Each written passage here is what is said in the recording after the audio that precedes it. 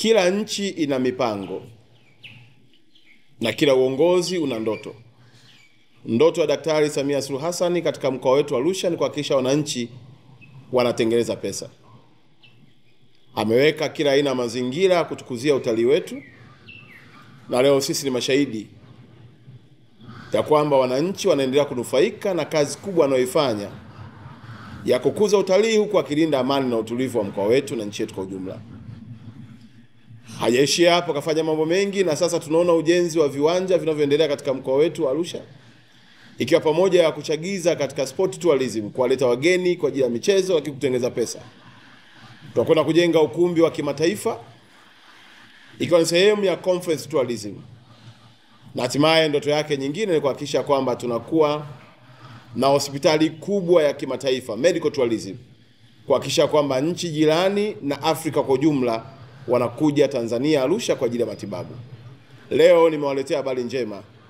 Daktari Samia katika uongozi wake wa kuijenga Arusha na wana Arusha wenyewe amewapa nafasi viongozi wetu wakuu wa mashirika haya kuja kusema na wana Arusha nini kinakuja. Mimi nikisema asilimia kubwa mtasema mwanasiasa huyu. Sasa leo tunao wataalamu. Mwenyekiti wa bodi anayesimamia shirika letu la reli na mtendaji wetu mkuu wa bandari zetu zote za Tanzania. Nini ndoto ya Daktari Samia katika mkoa wetu na malengo yake na anaanza lini kutekelezwa? Niliona safari hii nije mwenyewe. Wasinambie tu vijana, nikaona mimi mwenyewe niandamane na mainjinia kukagua reli yenu kutoka Arusha kwenda mpaka kufika Mruazi link line na kwendaje Dar es Salaam na ina connect na Magani Tanga.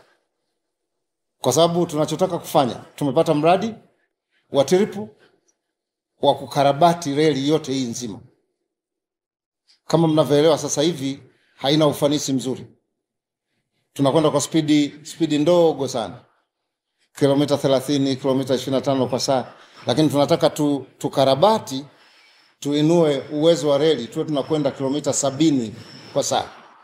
Tunataka tupunguze sisi congestion, sio kwamba ya bandari tu, ya bandari, lakini ya barabarani. Kwa hiyo wana Arusha hayo yote yanakuja, lakini hiyo haina maana ule mpango wa muda mrefu tunauacha. Mpango wa standard gauge uko pale pale. Kama mmeona kwenye wale ambao mmesoma ilani ya uchaguzi tayari. Mpango wa SGR uko pale pale kutoka Tanga, tunakuja Moshi Arusha, tunakwenda mpaka Musoma.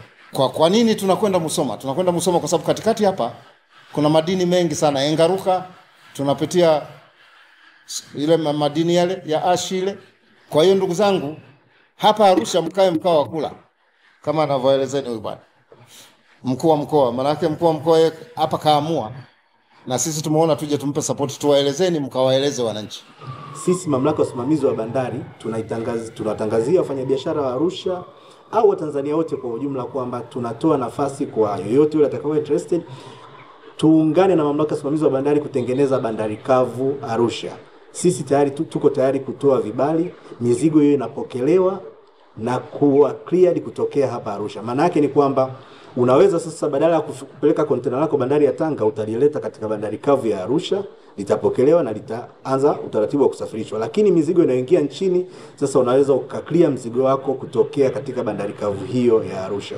Mimi kama mkuu wa mkoa nawaomba, hatuna ajenda nyingine, hatuna siasa nyingine zaidi ya kutengeneza pesa. Tuchangamkie fursa ambazo Daktari Samia anatutengenezea katika mkoa wetu ili kila mmoja aweze kuwa na pesa, na ukishakuwa na pesa hata heshima utakuwa nayo.